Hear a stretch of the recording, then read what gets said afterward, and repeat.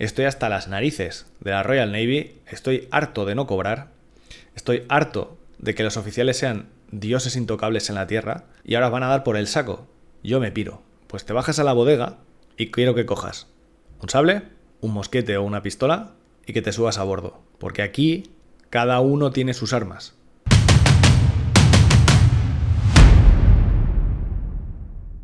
Así que esta noche una vez más abro las puertas de mi camarote después de un viaje largo durante esta semana para encontrar historias que contaros y os invito a todos a que entréis conmigo a conocer el mundo de la piratería.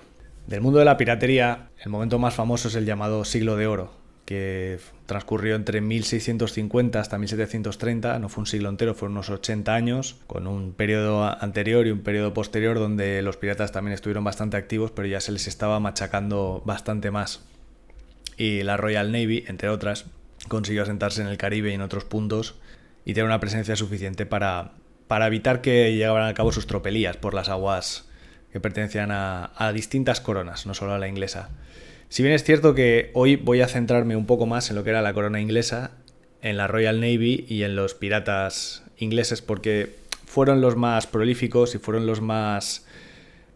realmente son los más representativos del elemento piratesco. Si bien había franceses, había holandeses, había muchos libertos africanos, había gente de Madagascar, había gente que ya había nacido en el Caribe y se dedicaba a esto, pero la relación con Inglaterra es bastante fuerte, sobre todo en tanto en cuanto muchos de ellos iban contra gente con pabellón español, porque en aquel momento el Imperio Español estaba fuerte en América y había bastantes explotaciones de todo tipo: madera, cuero, cacao, plata, oro, esmeraldas. Entonces pues eran una presa bastante jugosa. Y creo que voy a volver a hacer lo que hice la semana pasada, de mostrar lo que os traigo hablando desde la vida de algunas personas que voy a rolear un poco para vosotros, para meternos un poco en la piel. De estos tres hombres que veis aquí, el de en medio se llama William Tarley y es de Birmingham. A los 16 años se enroló en la Royal Navy, en un barco mercante, y ahora tiene 20. Sigue viajando por toda la costa europea y haciendo viajes de vez en cuando hasta Estados Unidos, o lo que serían Estados Unidos, hasta América. Y durante este tiempo ha aprendido el oficio de marinero. Se le ve una soga porque él es jarciero. Los otros dos tipos que le acompañan son compañeros suyos, gente con algo más de experiencia. Y este chico ha vivido ya en primera mano la dureza de la vida en el mar. Sí que os tengo que decir que hay dos oficios que para mí están en la cúspide de los oficios difíciles para los que hay que valer. El mar y la mina son dos sitios donde, si no tienes el cuajo necesario, puedes pasarlo muy mal, muy mal, porque son sitios muy claustrofóbicos, muy cerrados, con unas condiciones de vida excepcionalmente duras. Y hay gente que lo intenta y se rompe, y se lo tiene que dejar porque no es capaz de aguantar. En este caso había marineros y la figura del grumete como marino que todavía no se ha probado. Para probarte en un barco se solía decir que tienes que pasar una batalla o una tormenta, y si puedes, una de cada, y si eres excepcionalmente afortunado, sobrevivir a ambas. Y es porque, a diferencia de la guerra en tierra, la guerra en el mar es mucho más cruel y los espacios son mucho más reducidos. Si te encuentras en un campo de batalla, siempre puedes darte la vuelta y salir corriendo. Y si puedes, correr hasta tu casa, aunque esté a cientos de kilómetros. En el mar no hay forma de escapar. Estás en un barco que es tu casa, lo es todo, con tus compañeros, y de ahí no puedes escapar, quieras o no. Con lo cual, esa sensación de agobio y de claustrofobia es mucho más fuerte. El segundo personaje que os quiero presentar hoy es nuestro capitán pirata. Es este tipo de aquí. Lo llaman Savage Sander el salvaje. Y, bueno, él también ha sido marino mercante. Tiene ahora 35 años. Y en su juventud, igual que William, se alistó en la Royal Navy, también de mercante. Pero hace no mucho, debido a la extrema dureza de los castigos de un oficial, la tripulación se amotinó y lo nombraron a él capitán. Así que ahora navega por las aguas del Caribe, pirateando y haciendo un poco lo que les viene en gana. Sobre todo teniendo en cuenta que no hay mucha presencia de la Royal Navy, porque por mucho que lo intenten, las aguas son muy grandes. Y armar barcos para cazar a esta gente es muy difícil. Además, hay demasiadas rutas marítimas, hay demasiados puntos que vigilar y eso hace que poco a poco proliferen las tripulaciones de piratas y de otro tipo de gente. Estos son los personajes de los que vamos a hablar hoy. Para empezar a acercarme a la piratería, me gustaría al principio explicaros un poco de dónde vienen las palabras pirata, filibustero y otras tantas. Y me gustaría introducir un punto de psicología moderna, ¿no? Hacer un análisis con las herramientas de psicología moderna que tenemos sobre el concepto de la piratería. Mirad, hay 4 palabras que se suelen confundir bastante y si bien colisionan en sus extremos o a veces se solapan, no son exactamente lo mismo. Que son pirata, corsario, bucanero y filibustero. Esas 4 palabras normalmente se utilizan como sinónimos y si bien es cierto, como he dicho antes, pueden serlo, también pueden no serlo, porque el hecho de que existan 4 palabras indica que hay 4 fenómenos distintos. Piratas todos sabemos lo que son. Pirata es un ladrón de mar, es alguien que toma lo ajeno. Hay muchas razones por las que alguien puede decidir tomar esta vida. Hay tantas realmente como hombres se dedicaban a la piratería. Cada uno sabe dónde viene y lo que le pasa y por qué está ahí. Con esta palabra no hay mucho problema porque la conocemos bien y sabemos de lo que hablamos. Bucanero es otro concepto un poco diferente. La palabra bucanero concretamente viene del bucán. El bucán es un tipo de carne de cerdo asada, ahumada, para que aguante bastante tiempo en la bodega de un barco, que normalmente se cubría de grasa o de telas para guardarla en barriles. Y los bucaneros eran gente que cazaban cerdos en la zona del Caribe y otros tipos de animales y los ahumaban en las playas para venderlos a tripulaciones que pasaban por ahí. Podemos entender todos que una tripulación pirata que no puede arribar a un puerto o que no lo dejan atracar o que la están persiguiendo necesita aprovisionarse y que haya gente por ahí que sin demasiados escrúpulos venda al que baje con sus bateles la carne que han cazado, pues les resulta muy lucrativo. Además, para completar sus ganancias, y dado que van de isla en isla cazando cerdos, también van embarcados. Así que de vez en cuando también cometen algún acto de piratería. Con lo cual, un bucanero puede ser también un pirata en algunas circunstancias. Lo que pasa es que se refiere un poco más a algo más específico, a alguien que se dedica a cazar. Por cierto, como en aquellas zonas iban a hacer batidas de varias semanas y la munición escaseaba, entre los bucaneros a los que más apreciaban eran a los que eran buenos tiradores. Con lo cual, si habías sido bucanero, se te presuponía buen tirador y probablemente en una tripulación pirata encontrarías sitio bastante rápido. La tercera palabra es filibustero. De la palabra filibustero hay 2 variantes. Una que dice que viene del holandés vliegboter, que sería algo así como el que toma tesoros ajenos, y una que sería inglesa, que derivaría al francés y se volvería a traducir al español, que serían los que navegan en un flibot, que es un tipo de barcaza pequeña que puede llevar o no vela. De eso se habría traducido al francés como fliboutier y al español como filibustero. Realmente esto haría referencia más a una zona de acción de esta gente y sobre todo a anglófonos y holandeses que estaban en la zona de las Antillas y hacían incursiones rápidas a remo, a saltar barcos y a volver. Pero, sin embargo, también se ha utilizado como sinónimo de pirata porque al final están haciendo una cosa muy similar, que es abordar, robar y marcharse. El cuarto término es corsario. Y aquí ya empezamos a tener más aristas. Un corsario, en severas palabras, es aquel que tiene una patente de corso. Una patente de corso es un papel que se entrega por un estado, por un reino, a gente para que se una de forma extraoficial al ejército. Te dan una patente de corso y pasas a formar parte de la fuerza naval de ese país. ¿Para qué se utiliza esto? Bueno, hay momentos en los que vas corto de efectivos, no tienes bastantes guardiamarinas o buques para defender las aguas. En el Levante español, por ejemplo, pasó bastante. Y alguien dice, a todo aquel que quiera ayudar a limpiar en este caso eran piratas berberiscos, las aguas de Levante, se le concederá una cédula de corso, una patente de corso, y los botines que reciba y los saqueos que realice se le tendrán como saqueos y botines en buena guerra, siempre y cuando cumpla las leyes del mar. A los corsarios habitualmente se les exigía que entregaran un escrito sobre qué barco habían capturado, cómo lo habían capturado, que llevaran al capitán capturado y a su tripulación hasta buen puerto, que vendieran el barco, que dieran cuenta de lo que habían capturado, de que pagaran una parte, un quinto real o una parte proporcional a las arcas del Estado para considerarlo buena presa. Y aquí podemos encontrarnos dos tipos de perfiles que serían los más alejados.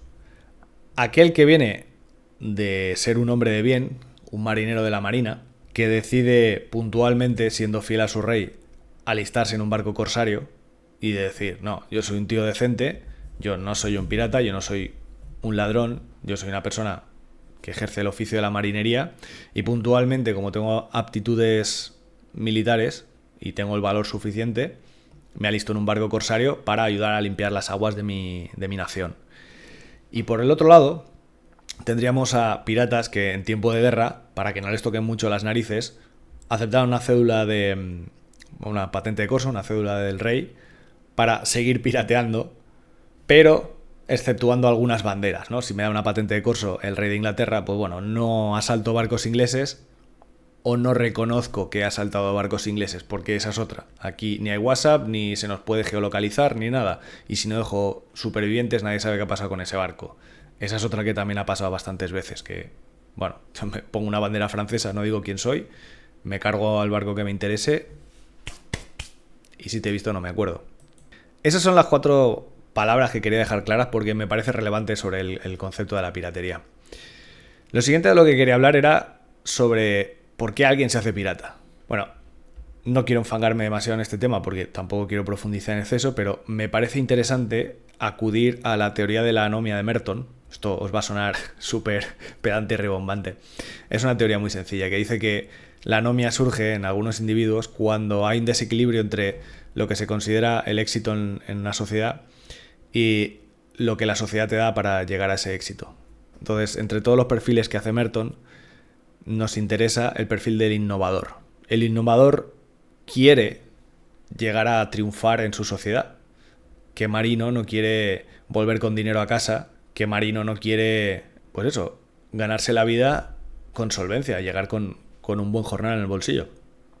Pero, ¿qué posibilidades reales da la Marina Británica a un marino? Pues la verdad es que bastante escasas, porque casi todos los ejemplos que tenemos de marinos de la Marina Británica, de la Royal Navy, dicen que la paga es mala, llega tarde, a veces no llega, y los castigos son severos. Con lo cual es bastante normal que alguien cansado de que le latiguen la espalda, de tener un oficial que es un bastardo, y de estar hacinado en un barco, llegue un momento que diga, mira, ¿sabes qué? Me cambio de bando. Y aquí es donde entra el cambio de bando de nuestro protagonista de hoy, de nuestro William Tarley. Este chico ha sido latigado por el contramaestre. En concreto le han dado 15 latigazos en la espalda porque al pasar cerca de un oficial no lo ha saludado como corresponde. Cuando lleva bastante tiempo en el mar, mantener la disciplina es difícil porque la disciplina solo decae, nunca sube por sí sola. La gente se cansa, comes mal, hay mucho alcohol a bordo. Entonces es normal que pasen estas cosas. Y muchos castigos eran bastante brutos y a veces se pasaban, porque los oficiales también estaban nerviosos. Entonces en este caso, este chico lo acaban de latigar y está hecho un asco en la bodega del barco, cuando un barco asalta al suyo. Un barco que se ha hecho pasar por un barco pesquero pidiendo ayuda, ha subido a 30 tíos a bordo con sables y chuzos y a punta de pistola han rendido el barco antes de que nadie pueda reaccionar. El capitán Savage Sander, al que ya conocen algunos por la vela que lleva y lo temen, saben por lo que se cuenta que si tú no disparas contra él y no presentas resistencia, respeta a la tripulación. Así que nadie ha hecho nada. Cuando se han dado cuenta de que eran piratas, los han dejado subir a bordo. El capitán ha dicho que todo el mundo levante las manos, que nadie haga ninguna tontería. Sander ha subido a la borda del barco enemigo, en este caso el barco de William, les ha pedido el flete del barco, que en este caso son pieles curtidas, y les ha dicho que se estén quietos en un lado, que muy buenos días y que se lo va a llevar todo. Cuando bajan a por la carga y empiezan a cargar en el barco, se encuentran a este chico, que también lo suben a cubierta y lo ven pues hecho una mierda y latigado. Y cuando terminan de cargar la carga, esto es una cosa muy habitual. Y es que el capitán o un oficial o cualquiera de la tripulación pirata decía: ¿alguno de los caballeros aquí presentes quiere unirse a nuestro bando? Y os sorprendería porque ha habido situaciones de esas en las que el 85 o el 90% de la tripulación ha dicho sí. Y pensando que iban a subirse 3 o 4 a su barco, lo que hacen es tirar a los oficiales por la borda y navegan los dos barcos juntos. En este caso, solo William se une a ellos. Solo William se une a ellos porque está enfadado con su contramaestre y además es un chaval que las está pasando bastante canutas en el barco y sabe que si le vuelven a hacer eso, cogerá un cuchillo, se cepillará al oficial y acabará colgado en cubierta. Así que dice: ¿sabéis qué? Estoy hasta las narices de la Royal Navy, estoy harto de no cobrar, estoy harto de que los oficiales sean dioses intocables en la tierra y ahora van a dar por el saco. Yo me piro. Y él dice: mi nombre es William Tarley y me uno a vosotros. Entonces los otros piratas lo ven, que es un chaval de 20 años, muchos de ellos se ríen, pero le dicen: vale, pues coge tus cosas y a bordo. ¿Y qué hace William? Bueno, es que William vive en el barco, pero solo tiene una arqueta. William solo tiene una pequeña zona que es un arcón que le pertenece. Así que lo que hace es bajar a la bodega, coge su arqueta y la carga al barco enemigo. Y los otros le dicen: oye, pero William, ¿no tienes armas? William dice: no, las armas son del barco, yo no tengo armas en posesión. Y el contramaestre del barco pirata le dice: bueno, pues te bajas a la bodega y quiero que cojas un sable, un mosquete o una pistola, si quieres un hacha o una pica, y que te subas a bordo. Porque aquí cada uno tiene sus armas. Las armas no son del barco, las armas son tuyas. Y tú vas a embarcar con nosotros con tus armas y tú las vas a mantener. Mirad, esto no lo he dicho, lo tengo aquí, lo quería enseñar luego. El nombre de William Tarley no lo he cogido por azar. En uno de mis viajes encontré un anticuario y pude adquirir esto.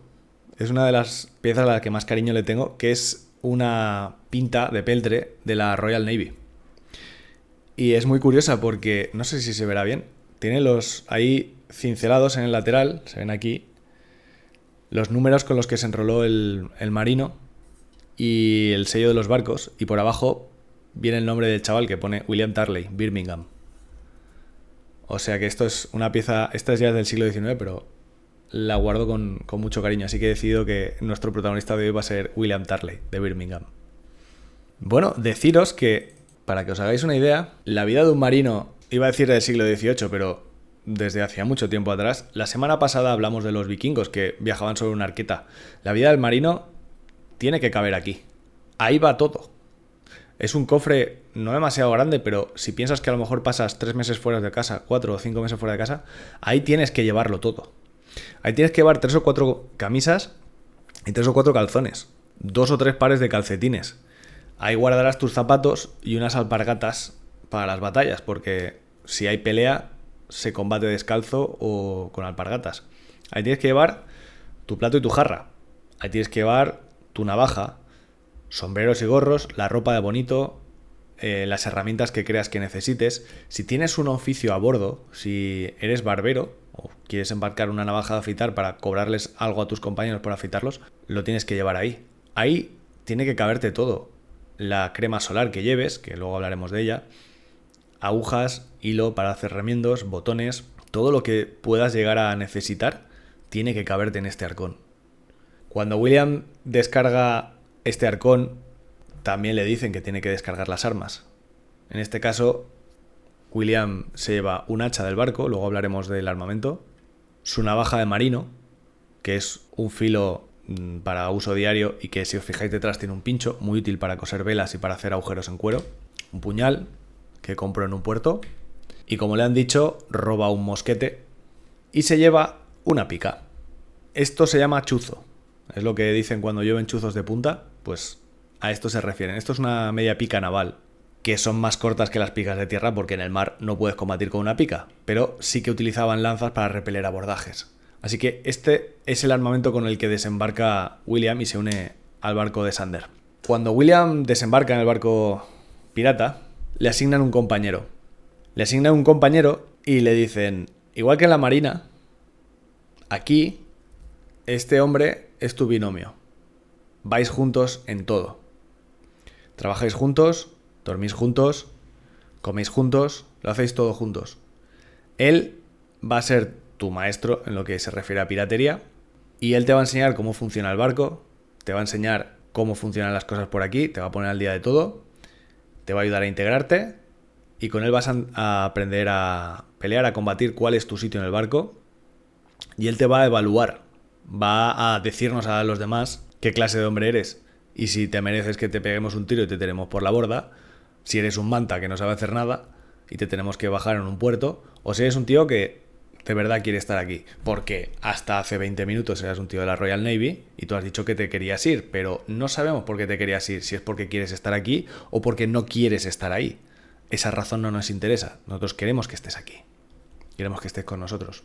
Y William embarca en un bergantín pirata. Este bergantín pirata es un barco pequeño, van 30 hombres, solo 30 hombres, y va bastante lleno. De eso se da cuenta enseguida, es un barco chiquitín. Y William ya lo sabe porque en el mar de estas cosas te acabas enterando, pero los piratas gustaban mucho de barcos pequeños y muy maniobrables. Porque abordar un barco es muy sencillo, pero recordemos que muchas veces los abordaban acercándose con una mentira o con una bandera falsa. Entonces, ¿qué pasa si me voy y me escapo? Y ellos son más, me persiguen y me cañonean. Eso no puede ser. Entonces, ¿cuál era la técnica de escapar de estos sitios? La técnica la tenían súper estudiada y era asaltar barcos un poquito más grandes que los suyos que fueran incapaces de perseguirlos y normalmente escapaban navegando hacia el viento. Un bergantín es un barco que puede ceñir bastante. No sé si sabéis que con el viento en popa cualquier barco funciona y con el viento hasta 45 grados absolutamente todos los barcos van. A partir de los 45 grados hay barcos que ya empiezan a ir mal hasta que navegas a 90 grados con el viento y luego hay barcos muy muy rápidos y muy bien hechos que pueden ceñir hasta 75 grados cara al viento, haciendo un pequeño zigzag, pueden ir cara al viento. Un bergantín, si no recuerdo mal, ciñe 120 grados contra el viento. Si no he dado el dato exacto, es aproximado. Si yo abordo un barco que no puede ceñir tanto, es imposible que me persiga. No puede perseguirme porque lo voy a perder en minutos. Con lo cual, aunque sean más, aunque tengan más potencia de fuego, aunque sean capaces de batirnos en combate, yo ya me he ido. Y esa es una de las mayores tácticas de los piratas. Los filibusteros que hemos dicho antes, que iban con barcos de remos, directamente pueden ir cara al viento, alejarse y desaparecer. Sobre todo si desaparezco por la popa del barco enemigo, no me pueden seguir porque tendrían que hacer una maniobra de girar y luego empezar a perseguirme. Con lo cual, lo primero que ve William es, con alivio, cómo se aleja, porque él sí sabe que tienen cañones en su antiguo barco, pero le alegra saber que no los pueden utilizar contra ellos, porque esta gente son marinos bastante hábiles y sí saben lo que están haciendo. Para hablaros de un poco de lo que sería la zona de operaciones de la piratería en el Siglo de Oro, hay varias zonas típicas. El Caribe es de la que más se habla. Es la más evidente. Hay películas de Pirata del Caribe, casi toda la piratería transcurre en esas aguas porque son como muy jugosas para los piratas. Hay arrecifes, si llevas un barco con poco calado puedes atravesarlos y escapar.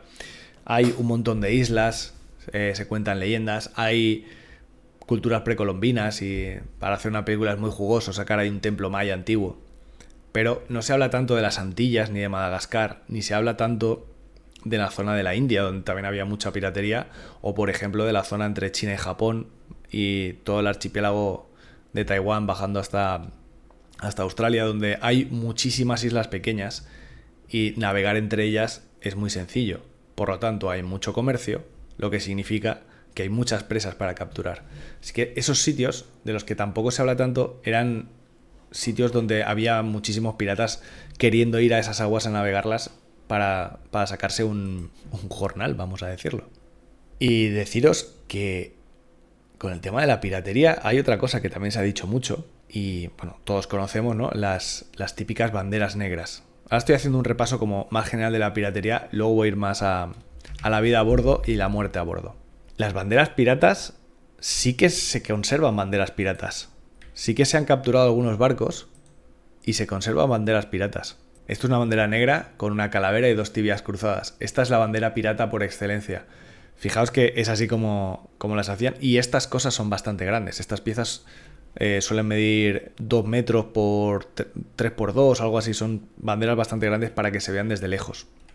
Aunque también tengo que decir que había muchos piratas que ni siquiera utilizaban calaveras ni nada, simplemente izaban la bandera negra. Y la bandera negra ya significaba: voy a por ti, no ofrezcas resistencia y todo irá bien. La mayor parte de los piratas, que no estaban tarados, como puede ser el caso de Mombars el Exterminador o algún loco de estos, si no se abría fuego contra ellos, respetaban a la tripulación.